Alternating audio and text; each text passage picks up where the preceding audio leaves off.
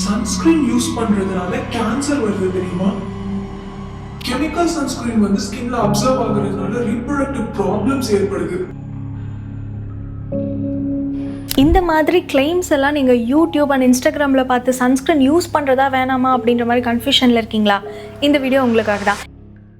First, Sun வந்து ஏன் ஸ்கின்னுக்கு டேஞ்சர்?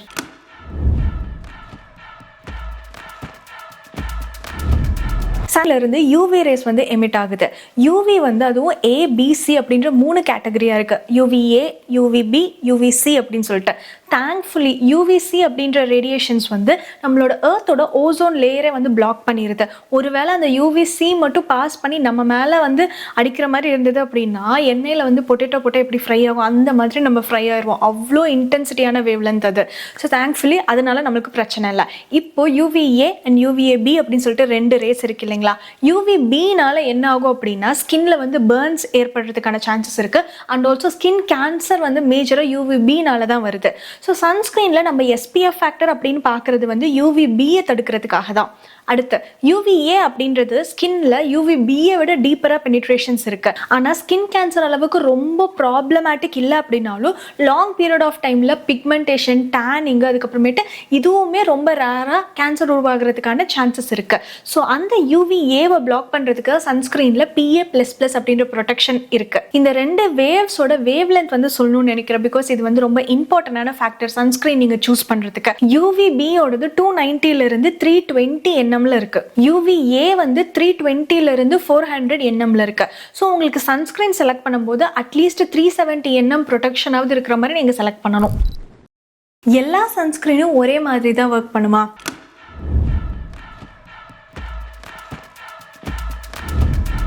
கிடையாது.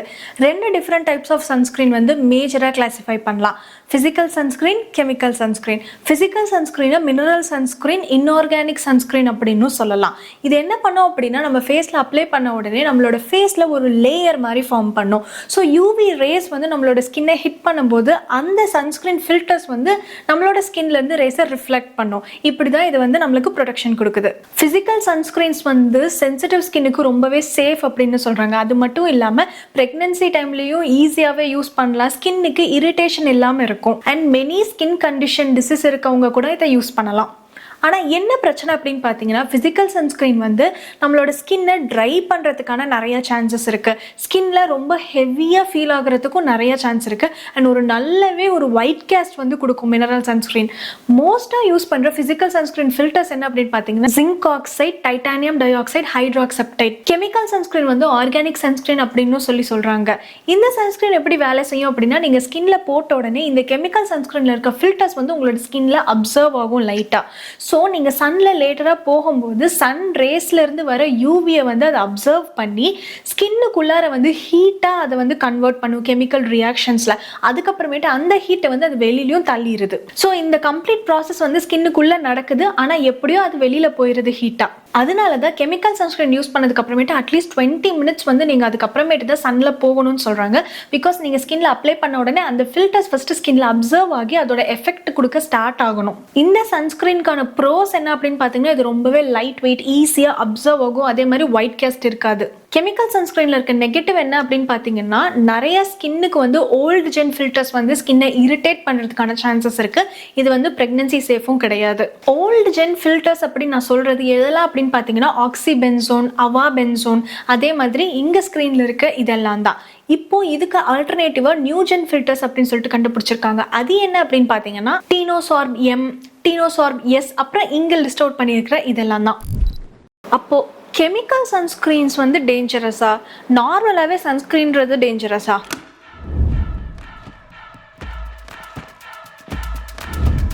இந்த விஷயம் எங்கேருந்து வந்ததுன்னு பார்த்தீங்கன்னா 2 எக்ஸ்பெரிமெண்ட்னால தான். ஃபர்ஸ்ட் வந்து மைஸ் டெஸ்ட். ரேட்ஸுக்கு ஆக்சிபென்சோன், அவாபென்சோன் அப்படின்றது லார்ஜ் அமௌண்ட்டில் கண்டினியூஸாக கொடுத்து டெஸ்ட் பண்ணுறாங்க. அந்த மாதிரி பண்ணும்போது ரேட்ஸோட யூரின்ல, பிளட்ல, டிஷ்யூஸில் எல்லாமே இந்த ஃபில்டர்ஸ் இருக்கிறது வந்து நோட் பண்ணப்படுது. செகண்ட், ரேட்ஸோட அந்த ரீப்ரொடக்டிவ் சிஸ்டம் மேலாக இருந்தாலும் சரி ஃபீமேலாக இருந்தாலும் சரி ரொம்பவே அஃபெக்ட் ஆகிற மாதிரி இருக்குது. ரீப்ரொடக்டிவ் ஹார்மோன் லெவல் அண்ட் சிஸ்டம்லேயுமே வந்து இந்த ஃபில்டர்ஸ் வந்து ப்ராப்ளம் கொடுத்த மாதிரி ரிசர்ச்சில் இருக்குது. Third, over the period of time இந்த ஃபில்டர்ஸ் எல்லாமே ரேட்டோட பிளட்ல ஆட் ஆகிட்டே வர மாதிரி லெவல்ஸ் இன்க்ரீஸ் ஆன மாதிரி தெரியுது. ஸோ இந்த விஷயத்தினால சன்ஸ்க்ரீன் அதுவும் ஓல்டு ஜென் கெமிக்கல் ஃபில்டர்ஸ் வந்து டேஞ்சரஸ் அப்படின்ற மாதிரி இன்ஃபர்மேஷன் வந்தது. பட் இதில் நீங்கள் நோட் பண்ண வேண்டிய விஷயம் என்னன்னு பார்த்தீங்கன்னா, இது வந்து ரேட்ஸில் கண்டக்ட் பண்ண ஸ்டடி தான். ஹியூமன்ஸுக்கு எதுவுமே ப்ரூவ் பண்ண மாதிரி ரிசர்ச் ஆர் ஸ்டடீஸ் வந்து கிடையவே கிடையாது. ரேட்ஸ்க்கும் ஹியூமன்ஸுக்கும் வேறு வேறு மாதிரி பாடி ஃபங்க்ஷனாலிட்டி இருக்கும், வேறு வேறு மாதிரி வந்து அவங்களுக்கு அப்சர்விங் இது இருக்கும். அது மட்டும் இல்லாமல் சன்ஸ்க்ரீனில் நம்ம நார்மலாக அப்ளை பண்ணும்போது இந்த 2 ஃபில்டர்ஸோட அப்சர்ப்ஷன் வந்து இவ்வளோ அதிகமாக கிடையாது. எக்ஸ்பெரிமெண்ட் பர்பஸ்க்காக ரேட்ஸுக்கு ஹையர் லெவலில் கொடுத்துருந்தாங்க இந்த 2த்தையும். அண்ட் இன்னொரு விஷயம் என்ன அப்படின்னு பார்த்தீங்கன்னா, நார்மலாகவே ஆக்டிவ் பேஸ்டு ஸ்கின் கேர் அப்படி இல்லை அப்படின்னா நிறைய ஸ்கின் கேர்ஸ் நீங்கள் யூஸ் பண்ணும்போது சில குவான்டிட்டி ஆஃப் ப்ராடக்ட்ஸ் வந்து ஸ்கின்னுக்குள்ளே அப்சர்வ் ஆகி உள்ளே போக தான் செய்யுது. அதுக்கு பேர் வந்து அது ரொம்ப ஹார்ம்ஃபுல் அப்படின்ற மாதிரி கிடையாது. ஸோ அதே தான் சன்ஸ்க்ரீனுக்குமே அப்ளிகபிளாக இருக்குது. அது பிளட் ஸ்ட்ரீமில் என்டர் ஆகி ப்ராப்ளம் கொடுக்குற மாதிரி எந்த ரிசர்ச்சும் ப்ரூவ் பண்ணலை இன்னுமே. ஸோ ஓல்டு ஜென் ஃபில்டர்ஸ் எல்லாமே வந்து பிரச்சனை, நியூ ஜென் ஃபில்டர்ஸ் தான் பெஸ்ட் அப்படின்ற மாதிரி எதுவுமே கிடையாது. உங்களோட ப்ரிஃபரன்ஸ் படி உங்களுக்கு எது செட் ஆகுது உங்களோட ஸ்கின்னுக்கு அப்படின்றத பொறுத்து நீங்கள் யூஸ் பண்ணலாம். பட் நியூ ஜென் ஃபில்டர்ஸில் வந்து ஸ்கின்னுக்கு எந்த ப்ராப்ளமும் வரதுக்கான சான்சஸ் இல்லை. அண்ட் ஆல்சோ அது வந்து ரொம்பவே ஃபோட்டோ ஸ்டேபிளாக இருக்குது அப்படின்னு சொல்லிட்டு ப்ரூவ் பண்ணியிருக்காங்க. இந்த ஃபோட்டோ ஸ்டேபிள் அப்படின்ற பாயிண்ட் என்ன அப்படின்னு பார்த்தீங்கன்னா, ஓல்டு ஜென் ஃபில்டர்ஸ் எல்லாமே நீங்கள் ஸ்கின்ல போட்ட உடனே யூவி ரேஸ் ஹிட் பண்ணுறதுக்கு முன்னாடியே அட்மாஸ்பியரோட ரியாக்ட் ஆகி ஃபோட்டோ ஸ்டெபிலிட்டியாக இல்லை அப்படின்ற மாதிரி சொல்கிறாங்க. பட் அதில் இன்னொரு நோட் பண்ண வேண்டிய விஷயம் என்னென்னா, சன்ஸ்க்ரீன் ஃபார்முலேஷனில் அந்த ஃபில்டர்ஸை நீங்கள் யூஸ் பண்ணும்போது அது ஸ்டேபிளாக இருக்கிற மாதிரி இன்க்ரீடியன்ஸும் சேர்த்து தான் யூஸ் பண்ணுறாங்க. அந்த இன்ஃபர்மேஷன் வந்து நிறைய பேருக்கு தெரியாமல் பாதியோட ரிசர்ச் பேப்பரோட அந்த லைன்ஸை மட்டும் எடுத்து ஸ்ப்ரெட் பண்ண மிஸ் இன்ஃபர்மேஷன் தான் இது. இந்த சன்ஸ்க்ரீன் ஃபில்டர்ஸை வந்து நிறைய ஊரில் பேன் பண்ணியிருக்காங்க அப்படின்னு கேள்விப்பட்டிருப்பீங்க. அதுக்கு ரீசனுமே வந்து ஸ்கின் கேன்சர் அப்படின்றது கிடையாது. நிறைய இடத்துல வந்து இது கோரல் ரீஃப் சேஃப் கிடையாது, இந்த இன்க்ரீடியன்ஸ் என்விரான்மெண்டலுக்கு இஷ்யூவாக இருக்குது அப்படின்றதுனால தான் பேன் பண்ணியிருக்காங்க. இதனால ஹியூமனுக்கு ஹெல்த் எஃபெக்ட்ஸ் இருக்குது அப்படின்ற மாதிரி எல்லாம் எங்கேயுமே சொல்லலை. செகண்டாக நடந்த கான்ட்ரவர்சி என்ன அப்படின்னு பார்த்தீங்கன்னா, வேலிஷோர் அப்படின்ற ஒரு ஏஜென்சியோட டெஸ்ட் ரிப்போர்ட்டில் சன்ஸ்க்ரீனில் பென்சீன் அப்படின்ற ஒரு இன்க்ரீடியன்ட் இருக்குது. அந்த பென்சீன் வந்து கேன்சர் காசிங் ஏஜென்ட். அதனால சன்ஸ்க்ரீன் எல்லாத்தையுமே வந்து ரீஃபார்முலேட் பண்ணணும் இல்லை பேன் பண்ணணும் அப்படின்ற மாதிரி ஒரு ரிப்போர்ட். இந்த ரிப்போர்ட் வந்து ஹைலி அன்ரிலையபிள். இந்த ரிப்போர்ட்டை வேலிடேட் பண்ணி இது வரைக்கும் எந்த டெர்மட்டாலஜிஸ்ட்டுமே அதுக்கு சப்போர்ட் பண்ணுற மாதிரி கிளைமே பண்ணல. இன்ஸ்டெட் அவங்க சொன்னது ரொம்பவே எக்ஸாஜரேட்டடான இன்ஃபர்மேஷன். இந்த வேலிஷோரோட ரிப்போர்ட் எடுத்து நீங்கள் சன்ஸ்க்ரீன் வந்து ரொம்ப டேஞ்சரஸ் அப்படின்ற மாதிரி சொல்லவே முடியாதுன்னு சொல்கிறாங்க. அதுக்கு ஃபர்ஸ்ட் ரீசன் என்ன அப்படின்னு பார்த்தீங்கன்னா, அதில் அவங்க மென்ஷன் பண்ணியிருக்க பென்சின் பெர்சன்டேஜ் வந்து 6 ppm அப்படின்ற மாதிரி மென்ஷன் பண்ணியிருக்காங்க. அது வந்து ப்ரூவனான ஸ்டடீஸ் படி பார்த்தீங்கன்னா ரொம்ப ரொம்ப ரொம்ப ரொம்ப கம்மி. அதனால ஸ்கின் கேன்சர் வரதுக்கான சான்ஸே கிடையாது. நார்மலாகவே பென்சீனோட ஒர்க் பண்ணுற இண்டஸ்ட்ரியல் ஒர்க்கர்ஸ்க்கு எல்லாருக்குமே கூட பார்த்தீங்கன்னா லிமிட் என்னன்னா, ஒரு நாளைக்கு 100 ppm பென்சின் இருக்கிற மாதிரி என்விரான்மெண்ட்டில் ஒர்க் பண்ணணுன்றது தான். ஸோ 100 ppm பெர் டே அலவுட்னா 6 ppm ஒரு கம்ப்ளீட் சன்ஸ்க்ரீனோட டியூப்ல இருக்கு. அது எவ்வளோ எவ்வளோ எவ்வளோ கம்மியான குவான்டிட்டி அப்படின்னு சொல்லிட்டு நீங்களே யோசிச்சு பார்க்கலாம். மெயினாக இன்னொன்று தெரியாத விஷயம் என்ன அப்படின்னு பார்த்தீங்கன்னா, டே டு டே லைஃப்ல நீங்கள் பென்சீனுக்கு எவ்வளோ எக்ஸ்போஸ் ஆகுறீங்க அப்படின்றது. நார்மலாக பெட்ரோலில் இருந்து பிளாஸ்டிக்ஸ்ல இருந்து என்விரான்மெண்டலியே பென்சீன் வந்து நம்ம இன்ஹேல் பண்ணுறதுக்கான நிறைய சான்சஸ் இருக்கு. ஸோ ஒரு நாள்லயே நீங்கள் நிறைய பென்சீனை இன்ஹேல் பண்ணுறீங்க. சன்ஸ்க்ரீனால தான் பென்சீன் உள்ளே போய் ப்ராப்ளம் ஆகுது அப்படின்ற மாதிரி கிடையாது. அண்ட் ஆல்சோ இந்த வேல்யூஷோரோட ரிப்போர்ட்ல sunscreen spray and after sun care ப்ராடக்ட்ஸ்ல தான் இந்த மாதிரி பென்சின் இருக்கிற மாதிரியும் சொல்றாங்க. பட் அதுவுமே எந்த வரியுமே நீங்க பண்றதுக்கான லெவல்ல இல்லை அப்படின்னு சொல்லிட்டு ப்ரூவ் பண்ணிட்டாங்க. ஸோ சன்ஸ்கிரீன் வந்து டேஞ்சரஸ் கிடையாது. உங்களுக்கு மினரல் சன்ஸ்கிரீன் யூஸ் பண்ணா பரவாயில்லன்ற மாதிரி ஃபீல் இருந்தா அதை யூஸ் பண்ணுங்க. Chemical sunscreen old gen filter set ஆகுதுன்னா அதையும் நீங்க யூஸ் பண்ணலாம். இல்லை எனக்கு வேணாம் ப்ராப்ளம், நான் நியூ ஜென் ஃபில்டர்ஸ் யூஸ் பண்ணிக்கிறேன் அப்படின்னாலும் ஓகே தான். பட் ஏதோ ஒரு வகையில் சன்ஸ்கிரீன் உங்களுக்கு ப்ரொடெக்ஷனுக்கு யூஸ் பண்றது தான் பெஸ்ட். இந்தியன் ஸ்கின்னுக்கு சன்னால எந்த அளவுக்கு கேன்சருக்கான பாசிபிலிட்டி இருக்கு?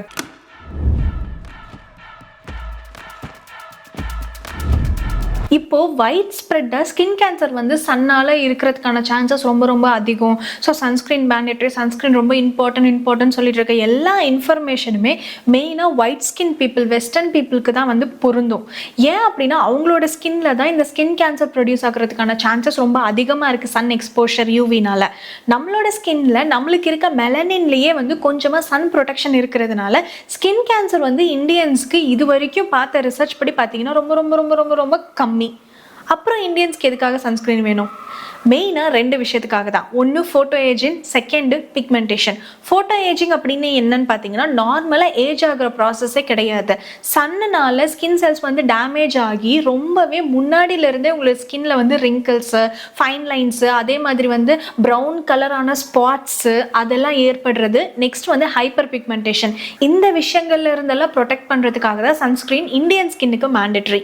இந்த விஷயம் வந்து ரொம்ப கிளியர் அண்ட் டீட்டெயில்டாக ரீசெண்டாக ஒரு பாட்காஸ்ட் வந்து ரிலீஸ் பண்ணிருந்தாங்க. டாக்டர் பால் வந்து ஒரு ஹை ரேட்டட் டெர்மட்டாலஜிஸ்டோட அவங்க வந்து நிறைய கொஸ்டின்ஸ்க்கு வந்து ஆன்சர் பண்ணியிருப்பாங்க. ஸோ அந்த வீடியோலலாம் நீங்கள் கீழே நான் லிங்க் பண்ணியிருக்கேன், செக் பண்ணி பாருங்கள் டீட்டெயிலாக பார்க்கணும்னு நினச்சிங்கன்னா. சன்ஸ்க்ரீனோட ரீஅப்ளிகேஷன் எவ்வளோ நேரம் ஒன்ஸ் வந்து நம்ம பண்ணணும்?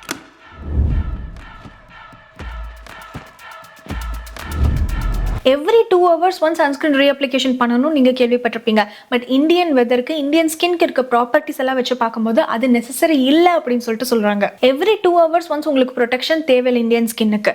நீங்கள் வந்து SPF 50 யூஸ் பண்ணுறது மூலமா உங்களுக்கு ஒரு 7 to 8 hours அப்புறமேட்டு உங்களோட ஸ்கின்ல அந்த SPF-ஓட லெவல் அப்சர்வ் பண்ணி பார்த்தீங்கன்னா அது டீக்ரேட் ஆகி SPF 30 அளவுக்கு ப்ரொடெக்ஷன் இருக்குது அப்படின்னு சொல்லிட்டு ப்ரூவ் பண்ணியிருக்காங்க. அண்ட் இதில் இன்னொரு பெரிய ஃபேக்டர் வந்து ஒரு ரோல் ப்ளே பண்ணுது. என்ன அப்படின்னு பார்த்தீங்கன்னா UV ரிப்போர்ட் உங்களோட சிட்டியை மென்ஷன் பண்ணி கூகுளில் சர்ச் பண்ணிங்க அப்படின்னா நம்ம வெதர் ஃபோர்காஸ்டிங் சென்டர் வந்து டே வைஸில் யூவி உங்களோட இருக்கிற ஏரியாவில் எவ்வளோ இருக்குன்னு சொல்லிட்டு ஒரு மெஷர்மெண்ட் கொடுத்துருப்பாங்க.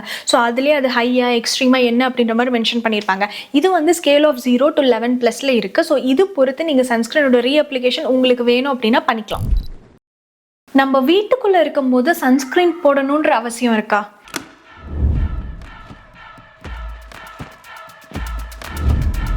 இந்த கொஷனுக்கு நிறைய ஃபேக்டர்ஸ் வந்து கான்ட்ரிபியூட் பண்ணுதுன்னே சொல்லலாம். நம்ம நார்மலாக நம்ம வீட்டில் கிளாஸ், விண்டோஸ்க்கு கிளாஸ் இருக்கும், அப்படி இல்லைன்னா நிறைய இடத்துல கிளாஸ் எல்லாம் இன்ஸ்டால் பண்ணியிருக்கோம்ல, அது வந்து UVB ரேஸை ஆல்மோஸ்ட் கம்ப்ளீட்டாக பிளாக் பண்ணிடும். ஸோ நமக்கு UVA-லேருந்து தான் ப்ரொடெக்ஷன் வேணும். அதுவுமே இப்போ நீங்கள் இருக்கிற வீட்டில் வந்து சன் வந்து டைரெக்டாக உங்களோட ஸ்கின்ல வந்து படுற மாதிரி இடத்துல நீங்கள் வேலை செய்கிறீங்க இல்லை இருக்கீங்க அப்படின்னா சன்ஸ்க்ரீன் வந்து நெசசரி தான். ஆனால் அந்த மாதிரி டைரெக்டாக சன்ரைஸ் உங்களை வந்து படாத இடத்துல தான் நீங்கள் இருக்கீங்க அப்படின்னா உங்களுக்கு சன்ஸ்க்ரீன் நெசசரி கிடையாது. பட் இந்தியன் ஸ்கின்னுக்கு என்ன ப்ராப்ளம் அப்படின்னு பார்த்தீங்கன்னா எல்லா விசிபிள் லைட்டுமே நம்மளோட பிக்மெண்டேஷனுக்கு ப்ராப்ளமாக தான் இருக்கும். ஸோ நீங்கள் சன்ஸ்க்ரீன் வந்து உங்களோட ஸ்கின்னுக்கு சூட்டபிளாக இருக்கிறத பார்த்துருக்கீங்க அப்படின்னா டெய்லியுமே மார்னிங் ஒன்ஸ் நீங்கள் அப்ளை பண்ணுறது ஒரு ரொட்டீனாக வச்சுக்கிறது எப்போவுமே நல்லது. சன்ஸ்க்ரீன் வந்து ஸ்கேல்ப்புக்கும் அவசியமா?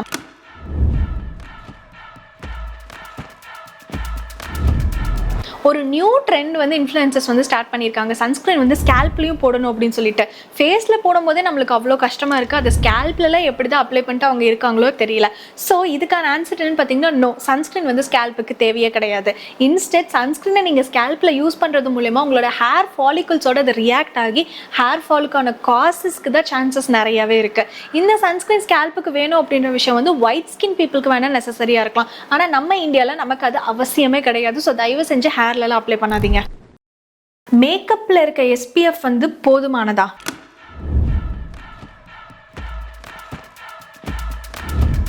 மேக்கப் ப்ராடக்ட்ஸில் SPF இருக்குது அப்படின்னு சொல்லிட்டு போட்டிருப்பாங்க. ஸ்கின் டென்ட்டு நிறையா வந்து லிப்ஸ்டிக்ஸ்லாம் கூட இருக்கும். பட் அது வந்து உங்களுக்கு எனஃப் சன் ப்ரொடெக்ஷன் கொடுக்கறது கிடையாது. மேக்ஸிமமாக 5 to 15 SPF தான் அது கொடுக்குது. ஸோ சன்ஸ்க்ரீனை வந்து நீங்கள் மேக்கப் ப்ராடக்ட்ஸில் SPF இருக்குது அப்படின்ற ரீசன்னால ஸ்கிப் பண்ணாதீங்க. ஒரு லேயர் ஆஃப் சன்ஸ்க்ரீனுக்கு மேலே இந்த மாதிரி SPF மேக்கப் கூட நீங்கள் யூஸ் பண்ணிக்கலாம். ஸோ மேக்கப் ப்ராடக்ட்ஸ் மட்டும் சன் ப்ரொடெக்ஷன் உங்களுக்கு கம்ப்ளீட்டாக கொடுக்கல. சன்ஸ்க்ரீனில் நடக்கக்கூடிய ஸ்கேம்ஸ்.